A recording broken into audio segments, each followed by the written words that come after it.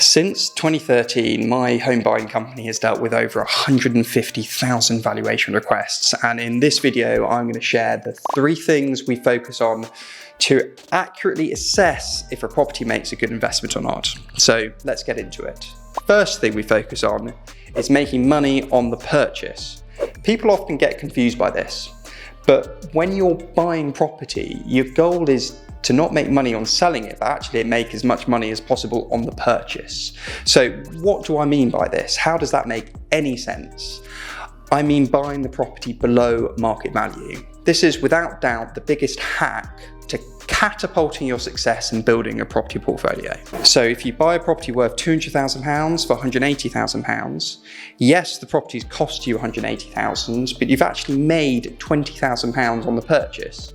So when you add that property onto your balance sheet, your equity in your business would have grown an extra £20,000 above and beyond what you paid for it. So if at any stage you remortgage that extra £20,000 of value on a 25% buy-to-let mortgage, for instance, it unlocks an additional £15,000 you can use to help buy even more properties.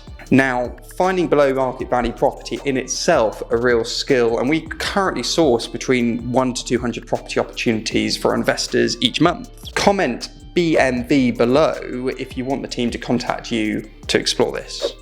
But I've also got a bunch of videos on this channel where I teach you how to find below market value properties for yourself. It is time consuming, but not difficult. The second thing we focus on is valuing the property accurately.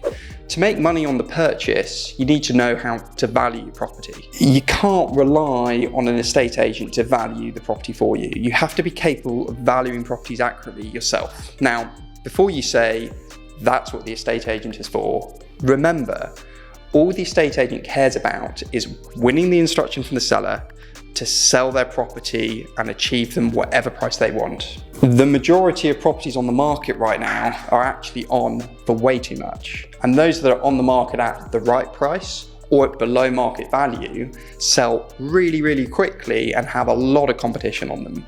You're not always going to be able to react quickly enough to bag those opportunities or compete against more established investors. You need to be able to comb through the properties that are likely on the market too much right now and assess what you think they're truly worth and mark those prices against them.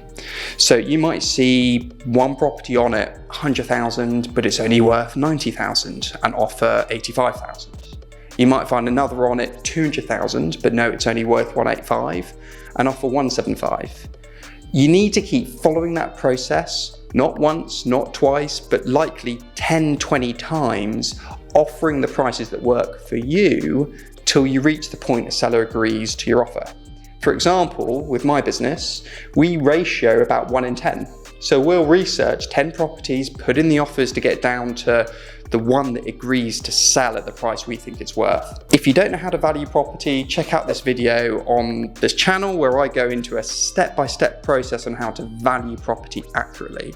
I can't stress enough how knowing how to value property is like an accountant needing to know how to count. If you can't value property for yourself, you can't tell the difference between a good purchase and a bad one. The final thing we focus on is we know the profit we need to make upfront. Although profit is the final step, the end reward to most things, you actually need to know the profit you want to make upfront and work backwards from there. Now, that might seem confusing, but a really simple example is if you know you want to clear £20,000 of profit and you find a property on the market for 100,000. You know you can spend 10 grand on it and it would sell for 125. You then know that refurbishment is going to make you £15,000 profit. But then you've got your taxes and fees to purchase the property and resell it again. That's probably going to cost about 5,000. So in fact, that deal would only make you £10,000 profit. It's clearly not the £20,000 profit you want. So you can either decide this deal is dead and move on to the next one, or you can see if the seller would accept 90,000. If they accept 90, not the 100, the deal works. If they don't, you move on to the next property to analyze. This is the sort of process you need to continuously repeat till eventually find a diamond in the rough. Now, of course, you need to be realistic. If you set a target figure too high, you won't find a single deal.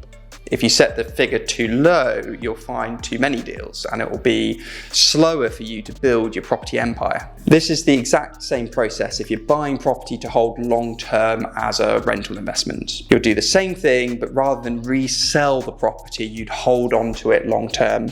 And the value created grows your portfolio's net worth, which allows you to borrow more and more money when refinancing in the future, and therefore further grow your property portfolio. The added element you need to work out above and beyond how you're increasing the value in the properties through the purchase or through refurbishing is knowing what your target yield is. So typically I aim for 6 to 10% yield. Check out my other videos for more property investment tips.